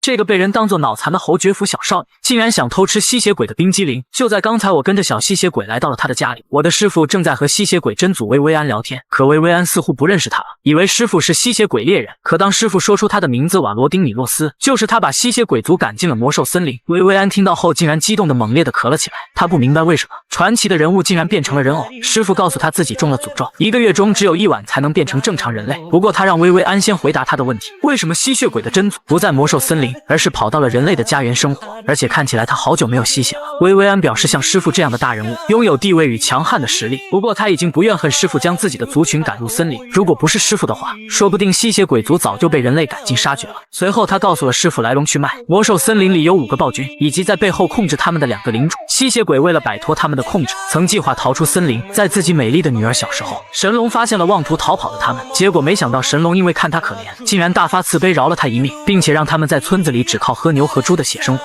只有这样才放过他和他的女儿。他也是为了保护自己的女儿才变成了如今的模样。师傅听到这些觉得真的是太悲惨了，明明真族有压倒性的君王资质，却要在这个破败的小村庄里等死。正当师傅和他聊天的时候，他的女儿夏洛特告诉我叔叔快回来了，而且叔叔不喜欢家里有客人来。我对他的叔叔很好奇，问他能不能和我讲一讲他叔叔的事情。没想到他一脸怀疑的看着我，问我是不是因为知道他叔叔很有钱，才故意接近他来骗钱，这让我十分无语。我表示不过是无聊。随后夏洛特告诉我，自己和妈妈住的房子都是叔叔给的，而且每3天给他们送一次食物。我明白他所说的食物就是牛和猪的血。我刚要告诉他那个被他叫做叔叔的家伙，其实话没说完，一个声音传来，是在说我吗？一个男爵打扮拄着权杖的人出现在了我们面前，问夏洛特什么时候交了这种朋友，而且还从来没见过，是外地人吗？我知道眼前的人一定就是夏洛特口中的叔叔。他打量了我很久，看我的穿着知道我是个贵族子弟，同时他也听到了屋里还有其他的人在。此时薇薇安让我的师傅帮忙把自己的女儿叫进来。当我带着她和夏洛特进门之后，看着躺在床上的薇薇安还有老师，没想到薇薇安看到女儿的叔叔，竟然表情瞬间变得惊恐，而男人摸着夏洛特的头让她不要太紧张，怎么和见鬼一样。随后更是表示自己什么都不会做，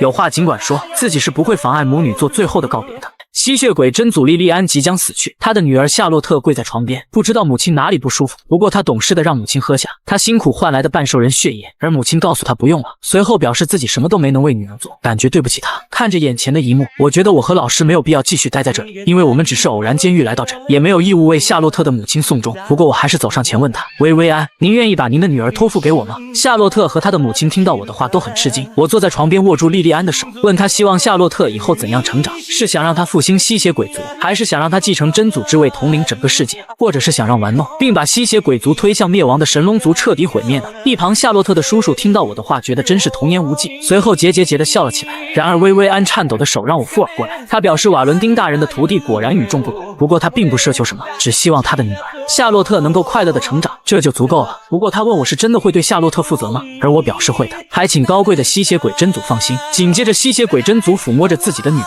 彻底离开了这个世界。即便夏洛特哭得再伤心，也不能阻止母亲的消散。然而就在这时候，却突然传来了不合时宜的笑声，我不禁握紧了双拳。正是夏洛特的叔叔在一旁嘻嘻的笑着，随后更是忍不住放声狂笑了起来。夏洛特也不明白为什么妈妈都死了，叔叔怎么笑得出口呢？因为夏洛特的叔叔觉得我在吹牛逼，把他笑得都肚子疼了，还报仇，还获得幸福，甚至大言不惭对这个即将死去的孩子负责。他还没说完，我凝结斗气举拳就朝他砸了过去，随着哐当一声巨响，这个狂妄的男人直接被我扇出屋外。然而他竟然在飞出去时候依然在笑。等站稳身形后，他斥责我真是个不懂礼数的少女，竟然敢偷袭他。只见他咧嘴一笑，随后火焰色的斗气凝结了全身，要好好教训一下夏洛特新交的坏朋友。就当他准备还击的时候，师傅的声音响起，你叫什么名字？这让他立马停止了攻击。明明没感受到任何魔法波动，可一个玩偶居然在讲话。师傅没有理睬他，声音冰冷的说道，除了2个领主，其余5条神龙只能待在森林里，也就是说你不是其中之一。看你不过200岁，难道是这段时间新出生的成体吗？夏洛特的叔叔听到后先是一惊，随后愤怒地问师傅是怎么知道的。臭女人，你到底是谁？一直被家族当作怂包的侯爵府小少爷，竟然只用3招击败了1条龙。就在刚才，我的师傅说出了他的真实身份，是神龙族的人。他听闻后十分惊讶，不知道我的师傅是怎么知道的，于是便怒气冲冲地问我的师傅，臭女人，你到底是什么人？我没想到这人竟敢这样当着我的面侮辱我的师傅。就当我要教训他的时候，师傅拦住了我，并且让我把他放到地上，然后对着男人做了自我介绍，我叫瓦罗丁·米洛斯，是一名魔法师。听到这个名字的龙族瞬间倒退了2步，他听过老师的威名，是那个永世不灭的巫师，曾经站在世界之巅，无人能撼动的存在。看着眼前的男人一脸的不信，师傅对着他说出了2位神龙领主的名字，只有龙族和真正与他们平起平坐的人才能知晓神龙领主的名讳。男人这才相信师傅并没有说谎，不过他并没有把师傅当一回事，表示自己可是至高无上的火龙，他叫巴洛图，没想到能在这里见识到大人物。不过他现在要先把他玩具的女儿解决掉。师傅听到让他不要乱来，马上回他该回的地方。可小神龙听到后完全没当回事，问师傅难道忘记了约定吗？他们高高在上的龙族只不过是怜悯卑微的人类和其他异种族，才大发慈悲和师傅约定的。而如今一个小小的布偶，竟然敢命令伟大的神龙。可师傅告诉他说错了，最后一次大发慈悲的并不是神龙，而是师傅他自己。当初在森林立下约定的时候，之所以将种族分开，是因为龙族的傲慢导致了从前的种族之战。可没想到如今依旧本性难移，还是那么自以为是。巴洛不愿再听下去，打断了老师的话，并且祭出了自己的言灵，还骂师傅是一个老太婆。就在此时，我开口了，我问他这个四脚蛇在这放什么屁，给我的师傅好好说话，否则给你鳞都刮下来。巴洛瞬间暴怒，一个小孩子也敢顶撞龙族的威严，不撕碎的话简直对不起自己的身份。我轻松躲过了他撕向我的利爪，紧接着我俯下身就是一脚，狠狠地踹在了他的下巴上。巴洛图瞬间飞出5米远，随后半跪在地上喘着粗气。正当他想着我怎么有这么大的力气的时候，我已经走到他的面前，用脚抬起了他的头，并且告诉他，以后见到我老师说话的时候必须跪着说，听明白了吗？巴洛图没想到一个卑微的人类竟敢对尊贵的神龙说这样的话，看着他不服气的表情，我让他别太自以为是，趁没宰掉他之前乖乖认怂，还能留条狗命。巴洛图忍不下去了，抓起我的脚，将我狠狠地丢了出去，让我别以为有瓦罗丁撑腰就可以这样肆无忌惮。看到我被丢了出去，师傅的表情没有一丝情感的波动，也没有说一句话，因为他了解我的实力。很快我的身影从尘埃中出现，我拍了拍身上的灰尘，如果被我的9星魔法师管家阿伦看到话，估计又要麻烦的拿出10套礼服让我选换哪一件。我转头问身边的夏洛特，现在应该看清自己叔叔的真面目了吧？他口中的叔叔其实就是一个不折不扣的垃圾。知道真相的夏洛特忍不住啜泣了起来，而我一把将他扶起，让他好好记住这家伙的丑恶嘴脸，就是这个人害了你的父亲河族人，甚至还将你的母亲当作玩物。虽然答应他的母亲要对他负责，我缓缓拔出了腰间的佩剑，转头告诉他，更重要的是他自己的选择。现在我要证明给他看，要对他负责的人到底有着什么样的力量。是我拔出剑朝着巴洛图斩去，可当我与他交手了一招之后，巴洛图竟然笑了起来，因为他听我说话这么大的口气，还以为我的斗气段位有多高，可如今发现也不过如此。他嘲讽的话还没说完，却惊讶地发现自己的那一头长发竟然在此时被斩落。我笑盈盈地告诉他，不喜欢你披头散发的样子，本少爷亲自给你理理，现在的样子看起来顺眼多了。这让巴洛图瞬间暴怒，竟然敢3番2次地戏弄伟大的神龙族，必须要将眼前的小子斩杀。随后他凝聚起了言灵，对着我释放了龙族的秘技斩断，而我此时没有丝毫惊慌，一脸的淡定，直接一剑轻描淡写地抵挡住了他的秘技攻击。这让巴洛图大吃一惊，不敢相信，就连我的老师也没想到我能破解神龙的魔法。而我没有给他喘息的机会，直接跳了起来，一把抓住他的头，随后狠狠地按在地上，问他以后还敢不敢和我师父那样说话。此时躺在地上的巴洛图依然是一副不可思议的表情。我戏谑地告诉他，你的父亲是魔兽森林的卢卡，对不对？他此时更惊讶了，这可是龙族的秘辛，怎么可能有人知道自己父亲的名字？他的父亲是管理魔神森林的5条神龙之一，我之所以知道，是因为我在前世亲手砍下了他的头颅。不过我当时并没有见过他的儿子，我猜测以这家伙的德行，不是死于非命，就是躲在某个偏僻的村子。我没有告诉他这些，责怪他怎么和他的父亲一个臭德行。他忍不住问我到底是谁，而我摆手告诉他，我不过是被你称为臭婆娘的瓦伦丁大人做下的第一个也是最后一个徒弟。看着他疑惑地问我到底是怎么破解了他的言灵，人类怎么可能做到？我听到后忍不住偷笑出声，你这种垃圾也配当大陆最强的生物神龙吗？随后我用剑抵在他的脑门上警告他，现在给你5秒的时间，立马跪在我师父面前磕100个头，给他道歉，听明白了吗？没想到巴洛图还敢问自己如果不答应会怎么样。我告诉他，那下场只有一个字，那就是死，我会亲手斩下你的狗头。就在我倒数计时的时候，巴洛图竟然一跃而起，打算开溜，张开翅膀头也不回地飞走了。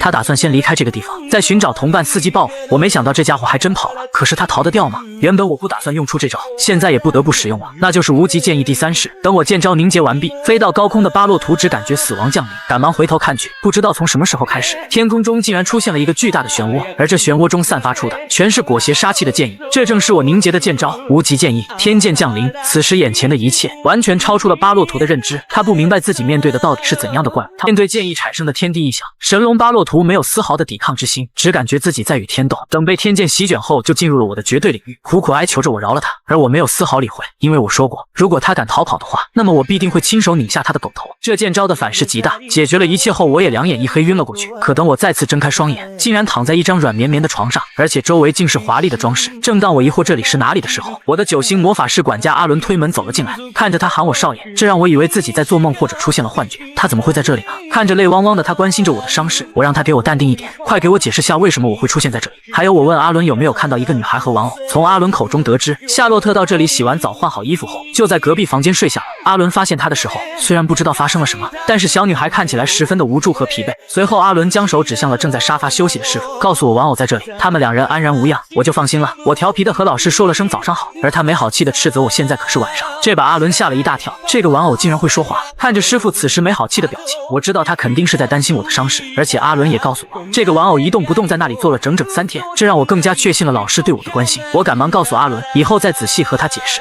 我让他一定要牢记，他口中的人偶是我的恩师，以后说话要尊敬一点。阿伦听到后不再多言，并表示对我的命令表示绝对服从。随后我让阿伦告诉我，在我昏迷后到底发生了什么。原来他和侍卫在路上发现了那些被我斩杀的守护骑士，这件事很快传到了侯爵府，因此派人去调查到底发生了什么事情，顺便追查我的行踪。经过一路上的探寻，在阿维洛亚领地打听到了我的消息，随后便赶去了我可能出现的村庄。等他们发现我的时候，我已经被见招反噬昏迷了过去，因为伤势过于严重，他们赶忙将我送到了神殿治疗，足足喝了3瓶高级药水才算缓过来。听到这些我才明白，不过我很疑惑，为什么阿伦没有遵守我的嘱托，没有守在姐姐的身旁。原来姐姐在得知我失踪的消息后，便决定亲自去寻找生死不知的我，可我的父亲拦住了他，并且让最了解我的阿伦和调查团一起出来。我没想到父亲竟然亲自派阿伦来，随后我忍不住笑出声，我的这个父亲真的是比我想象的还要愚蠢。可就当我和阿伦相谈甚欢时，一个人没有敲门直接走了进来，我沉声斥责他，狗进门都会叫2声，你连狗都不如吗？而他没有理会我的话，阴笑着说，你醒了呀，三少爷。他是负责调查这次惨案的负责人，一来就要询问我关于惨案的详细情况，还教训我这个侯爵府的少爷不可以和卑贱的平民玩过家家，甚至还拿我的那个傻二哥和我做比较。我听到后没有丝毫的生气，甚至还拦住了要为我打抱不平的阿伦，只因他给我买了3瓶顶级药水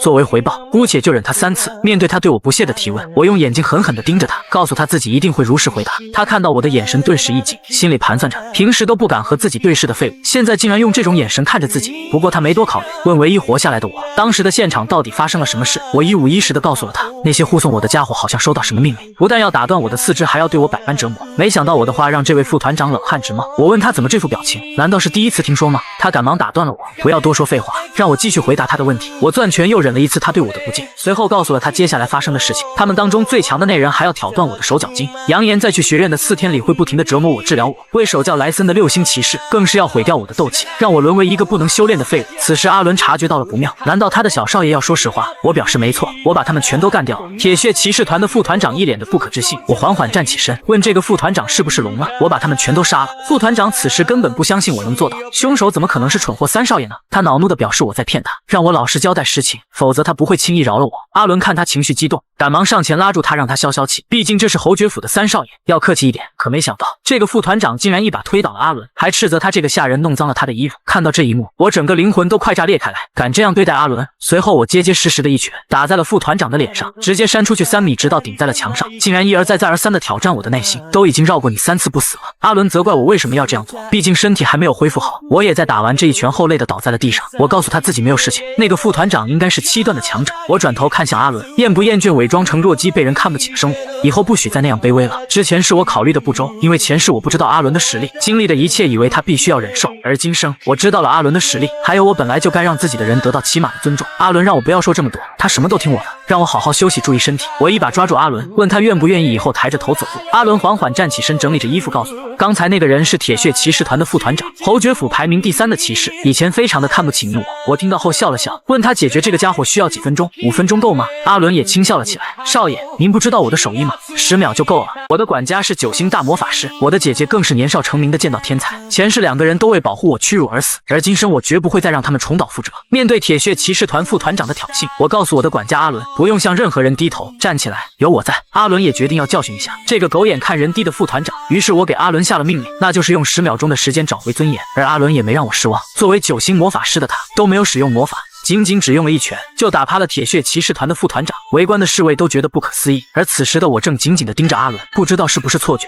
总觉得他的拳术好像在哪里见过。阿伦虽然是9段位强者，但他最擅长的是魔法，并非搏斗。可为什么7段位的剑士竟被他打得毫无还手之力？我觉得阿伦肯定有其他的事情瞒着我，不过这也无妨，对我来说他就是阿伦，就算是该死的图尔坎帝国的间谍，我也不会拿他怎么样。看着阿伦再次将冲上来的副团长打趴下，我十分的不爽，因为他明明有这么强大的力量，却因为我被人长时间的瞧不起。看着阿伦解决眼前的杂碎，一脸痛快的样子，我斥责他解决一个这样的货色，竟然用了38秒的时间，当真是让我失望。随后我让看热闹的侍卫速速退下，他们对我的态度180度的大转弯，赶忙退了下去。紧接着我来到他身边，一把揪起他的头发，笑着问他服不服。看着他咬牙切齿的样子，我告诉他，既然能深受我父亲信赖当上副团长，那说明还是有点能力的。不过还是要搞清楚现在的处境，敢忤逆我的话，那么下场只有一个字，那就是死。他是受命来调查案件的，现在知道了所有的真相。此时的我心里想着，虽然我也想杀了他灭口，但是他身为侯爵府排名第3的骑士，而且还是骑士团的副团长，直接杀掉太可惜了。他一脸的慌张，不明白我接下来想要做什么。我凑近他耳边轻飘飘的问他，想不想突破达到8段位，想不想成为骑士团的正团长？如果感兴趣的话，尊敬的副团长大人，那就让我们来做个交易吧。阿伦在远处看着，不知道我在谋划什么，不过他很欣慰，自己的小少爷变得如此稳重。就在此时，一只细小的手指点了点他的膝盖，阿伦低头看去，正是我的师傅瓦罗丁米洛斯。他赶忙单膝跪地向师傅表达了歉意，因为之前他不知道这是我的老师，表示如果有怠慢之处还请不要见怪。可我的师傅仅仅问了他一个问题，就让他瞬间冷汗直冒。阿伦，你是道馆的人吗？我的师傅是能够颠覆整个世界的黑魔法师，如今却被小人迫害变成了一个人偶。我的管家是能登顶10段超凡的灵魂术士，为了侍奉我在侯爵府当了20年下人。就在刚才，师傅看了阿伦的对战后询问他是不是道馆的人，而且师傅还发现阿伦早在19年前就达到了9段位，那么他在道馆里应该有相当高的地位，可如今却甘愿在侯爵府当一个下人，而且以阿伦的天赋，明明可以达到10段超凡境，或者成为操控灵魂的大师。老师不明白他为什么要这样做，而且至少有20年没有使用过斗气。阿伦没想到眼前的人偶竟然洞悉了他的一切，赶忙点头表示老师说的没错，从他跟随着我的母亲一起来到侯爵府的那天起，就再也没有使用过斗气，唯一的一次使用还是因为担心我的安危，使用斗气追赶到终结之谷，可这对他来说都算不得什么。老师问他难道不后悔当初放弃了自己的人生吗？可看到阿伦的表情，师傅才明白他是心甘情愿留在这里做下人的，就算是遭受弱鸡的凌辱也不觉得可惜，而且并不打算树立自己的威名，只为侍奉那个孩子，对吗？原本师傅还好奇我那卓越的才能从何而来，如今终于找到了答案。不过他不清楚我这个捡来的便宜徒弟到底知不知道自己是道馆战士，豁出性命也要保护的人。阿伦听完老师的问题停顿了10秒钟，随后笑着告诉老师，即便少爷对他的过去有所猜测，不过少爷说了，他不会刻意调查，而且少爷很可能知道了自己的身份，只是不在意而已。此时正在教训铁血骑士团副团长的我，其实根本不知道道馆的存在。我警告着眼前的副团长，如果在平时敢让我的好话说第2遍，那么肯定3拳把你打死。不过今天本少心情好，就再问你一遍，到底想不想当骑士团的团长？看着他被我压制不能动弹、支支吾吾的模样，我凝聚斗气与手心放在了他的心房，剧烈的疼痛和未知的恐惧让他惨叫出声。在他的身体里探寻了很久，终于找到了我想找的东西，那就是他围绕着心脏旋转的7个斗气结晶，结晶的个数也代表着一个人的实力。我警告他不要乱动，如果自己想杀他的话，早就拧了他的脖子了。于是在我的一番操作下，斗气引入了他的体内，裹挟住了一颗斗气结晶，随着稍稍用力，这颗结晶直接炸裂开来。我死死控制着他挣扎的身体，不让他有丝毫的动弹。等过了半晌后，他再次睁开双眼，我让他好好看下自己体内的变化。他慌忙摸向自己的心口，难以置信地感受到自己竟然达到了8段位。我如释重负地坐在了沙发上，告诉他这个段位最多能维持5个月。此时他的眼神看着我有些陌生，他不敢相信眼前的废物3少爷竟然帮自己进行了强制升级。我笑着表示，从现在开始他将别无选择，必须无条件服从我的命令。如果敢拒绝或者无法完成，那么你的下场只有一个字，那就是死，而且是让你难以想象的残忍方式。而且你应该听说过，本少学习了黑魔法吧？如今你亲身体验到了，应该最清楚。随后我拿手指着副团长，让他给我跪下，牢牢记住我说的话。第一件事，立马回侯爵府；第二件事，告诉侯爵3少爷什么都不知道。听到这2个命令，他赶忙低头表示一定办到。我满意的笑了笑，并且下了第3个命令，那就是在回去后的3个月内，至少杀掉40名住在侯爵府的曼蒂斯伯爵家臣以及支持侯爵夫人的骑士。听到这个命令，他刚要答应，等反应过来后，顿时震惊的冷汗直冒。还没等他开口询问，我让他给我记住，并不是无缘无故把那个东西放到你体内的。他这才颤颤巍巍的告诉我记住。看到他表现的不错，我十分满意的来到他身边，一把搂住了他，让他别害怕，只要乖乖听我这个大哥的话，以后会经常有这种好事的。只要服从我的命令，我就会给你好处。不过还有一件事，那就是从阿伦揍完你之后展现出的痛快表情，我就能大概猜出来你在来的路上是怎么使唤他欺负他的。不过现在轮到你了，简单来说，你以后就是阿伦的下人，懂我意思吗？阿伦听到后不失礼貌的笑了笑，副团长顿时泄了气，耷拉着脑袋表示知道。我让他别这么垂头丧气，好好完成我交代的任务，阿伦会替我监督你的一举一动。好了，现在我要说的都说完了，你可以滚了。关上门之后，我心里想着，小鸡2号诞生了，小鸡1号是个蠢货，希望2号是个听话的家伙。现在不是想这些的时候，我让阿伦带我去餐厅吃饭，可他却拦住了我。堂堂侯爵府3少爷就穿成这个样子用餐。阿伦随后在行李中翻找了起来，他想得很周到，仅仅出来找我就随身携带了10件我合身的衣服。可刚走到餐厅，一个弱小的身影一把抱住了我，此人正是吸血鬼真祖的女儿夏洛特。她在我的胸口低声啜泣着，表示很担心我出意外，万一我也醒不过来，她就再也没有可以依靠的人了。看到这一幕，我让阿伦先去准备食物，我要带夏洛特出去透透气。阿伦对着我鞠了一躬，随后便退了下去。我没有想到这个吸血鬼女孩这几天都没喝血，竟然这么大力气，紧紧地抱着我，怎么也挣脱不开。等到了外面，我跟夏洛特道了歉，因为我用天剑降临击杀神龙巴洛图的时候，剑威也毁掉了他的房子。他让我不用自责，就算是房子完好无损，可是没有了母亲，独自生活在哪里的话也没什么意义。